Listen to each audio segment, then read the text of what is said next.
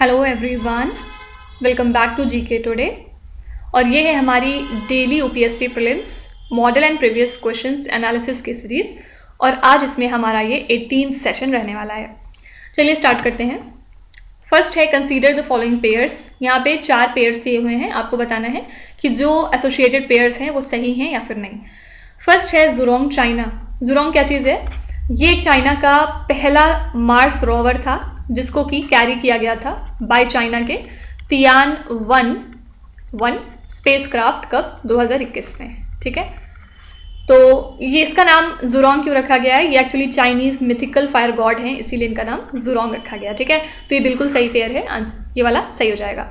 Second है spirit France, ये जो है करेक्ट पेयर नहीं है। थर्ड है opportunity Germany, no. And fourth है क्यूरियोसिटी अमेरिका, ये भी बिल्कुल सही है। ठीक है, तो आप इसके बारे में और ज़्यादा पढ़ सकते हैं गूगल से। ज़ुरोंग के बारे में मैं आपको एक और बात बताते चलूँ। इस मिशन के तहत ज़ुरोंग जो है वो एक्सप्लोर करेगा colossal basin of Utopia Planitia on Mars northern hemisphere, जो कि प्रोबेबली फॉर्म हुआ था by an impact early in the planet's history. ठीक है, और जो ज़ुरोंग रोवर है कि ज़्यादा हैवी है नासा के स्पिरिट एंड अपॉर्चुनिटी रोवर से, और 1/4 इसका वेट है परसेवरेंस एंड क्यूरियोसिटी के साथ। ठीक है, तो याद रखिएगा स्पिरिट और अपॉर्चुनिटी दोनों ही यूएसए के हैं, ना कि फ्रांस और जर्मनी के। तो क्यूरियोसिटी यस अमेरिका का है, ये नासा का प्रोजेक्ट था। तो 1 और 4 सही है, 2 और 3 गलत है। आंसर है बी ऑप्शन, दैट इज 1 और 4।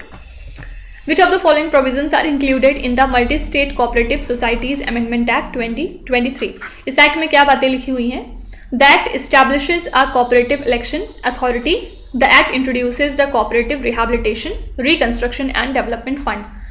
तो कुछ पॉइंट्स जो एक्सट्रैक्ट होते हैं from multi state cooperative societies act 2023।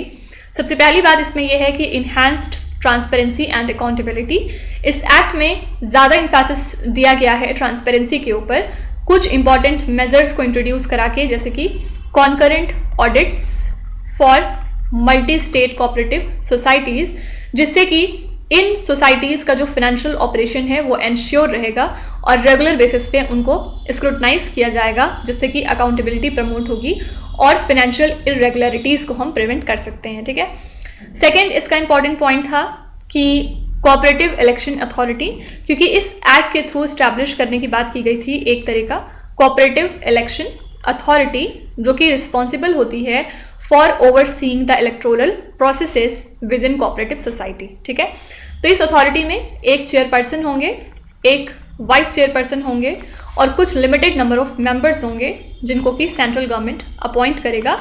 इसका एम था फेयर एंड डेमोक्रेटिक इलेक्शंस को एंश्योर करना with in the societies. Fine. फिर थर्ड है इसमें रिवाइवल ऑफ स्ट्रगलिंग सोसाइटीज। इस एक्ट के थ्रू इंट्रोड्यूस कराया जा रहा है cooperative rehabilitation, reconstruction and development fund को।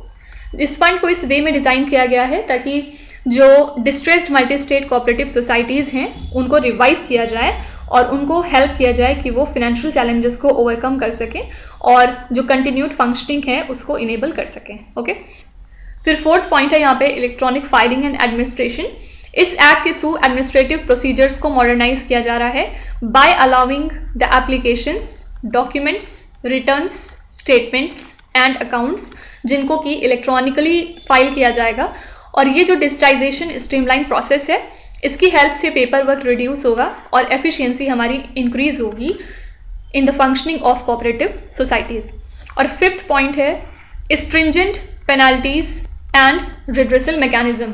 इस एक्ट की हेल्प से जो रेगुलेटरी अथॉरिटीज़ हैं उनको एम्पावर किया जाएगा कि वो इम्पोज कर सकते हैं increased monetary penalty on multi state cooperative societies जो कि पाई गई ऐसे प्रोविजंस को कंट्राडिक्ट करते हुए।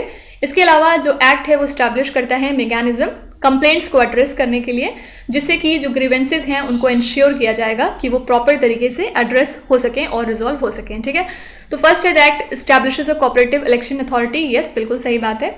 और सेकेंड है the act introduces the cooperative rehabilitation, reconstruction and development fund. यहाँ पे मैंने आपको बताया थर्ड पॉइंट में, तो दोनों ही बातें बिल्कुल सही थी। Option number C is the right answer. Next है कंसीडर द फॉलोइंग पेयर्स। यहाँ पे 4 पेयर दिए हुए हैं, आपको बताना है कौन कौन से सही है। Shallabugh wetland conservation reserve, Jammu and Kashmir, yes ये बात सही है। Suchindram Theroor wetland complex in the state of Kerala? No, ये जो कॉम्प्लेक्स है ये तमिलनाडु में लाई करता है। सिरपुर वेटलैंड इन हिमाचल प्रदेश? नो, सिरपुर वेटलैंड कहाँ पे है? मध्य प्रदेश में। पल्लीकरनई मार्श रिजर्व फॉरेस्ट इन तमिलनाडु? ये भी सही है। तो यहाँ पे 2 पेयर सही हो जाएंगे। आंसर है b option, that is only 2 pairs. Last question है, with respect to measles which of the following statements is are correct? Measles के रिस्पेक्ट में यहाँ पे 3 स्टेटमेंट दिए हुए हैं, आपको बताना है कौन सी बातें सही है। Measles is caused by a virus in the paramyxovirus family? तो यस, मीजल्स कॉज होता है बाय अ वायरस जो कि बिलोंग करता है पैरामिक्सोवायरस फैमिली। ये एक ह्यूमन डिजीज होती है जो कि एनिमल्स में नहीं पाई जाती है, ठीक है। It occurs in humans and animals as well? नहीं, क्योंकि ये सिर्फ ह्यूमन्स में होती है, ना कि एनिमल्स में। और थर्ड है, measles immunization day is observed on 16th of March? Yes, measles immunization day हम 16th ऑफ मार्च को ऑब्जर्व करते हैं। याद रखिएगा, इसका कोई भी एंटीवायरल ट्रीटमेंट फिलहाल स्पेसिफिक तरीके पे मौजूद नहीं है। और मीजल्स की जो वैक्सीन है ये ऑफन इनकॉर्पोरेट होती है विद रूबेला या फिर मम्स की वैक्सीन। और ग्लोबली मीजल्स और रूबेला स्ट्रैटेजिक फ्रेमवर्क के थ्रू मीजल्स से दुनिया को फ्री कराया जाएगा एंड रूबेला को। और मीजल्स वैक्सीनेशन दिया जाता है अंडर मिशन इंद्रधनुष। ओके, तो यहाँ पे सेकंड वाला छोड़ के बाकी सही है, तो आंसर हो जाएगा only 1 and 3, that is option number C. तो आई होप कि आपको ये समझ में आ रहा होगा कि क्वेश्चंस को किस तरह हमें टैकल करना है। पहले क्वेश्चन को ध्यान से पढ़ना है कि क्या पूछ रहा है, करेक्ट पूछ रहा है, इनकरेक्ट पूछ रहा है। उसके बाद फिर ऑप्शंस पे जाके हर एक स्टेटमेंट को प्रॉपरली एनालाइज करना है और फिर अपना आंसर डिसाइड करना है, ठीक है। तो चलिए फिर कल मिलते हैं। Till then stay tuned. Thank you so much for watching and please do not forget to subscribe to GK Today. With this, Minu Dhadsana signing off.